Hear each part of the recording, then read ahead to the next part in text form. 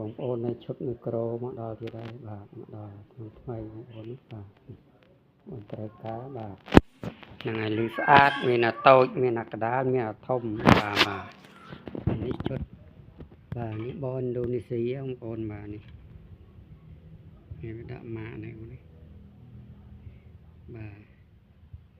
នេះឥណ្ឌូនេស៊ីបាទនេះ30 វ៉ាត់បងប្អូនណាល្អបាទ30 វ៉ាត់អានេះ15 វ៉ាត់ស្មើ20បាទអានេះ35 វ៉ាត់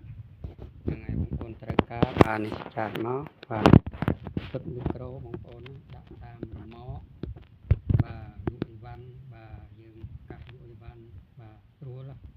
ហ្នឹងហើយពណ៌ហ្នឹងល្អបាទតែអាទូនេះក៏បានបាទនេះយើងដាក់តាមឡានបាទតាមទៅឡានវ៉ាន់បាទតាមរ៉ឺម៉កម៉ូតូតាមអីហ្នឹងអូនត្រូវការបាទមកដល់ថ្មីបាទនេះលឺស្អាតយើងបើកសំឡេងនិយាយលឺនិយាយយ៉ាង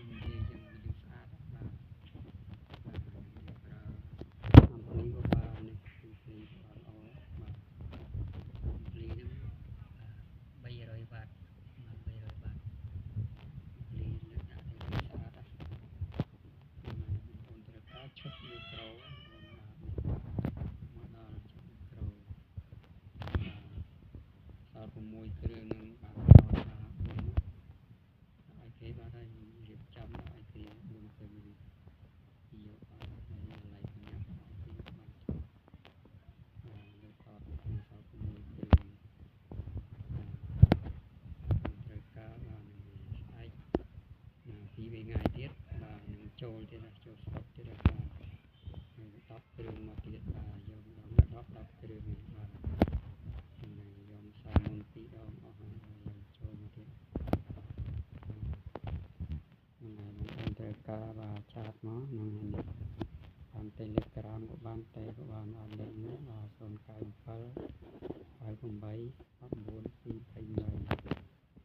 បាទគុណច្រើនមួយ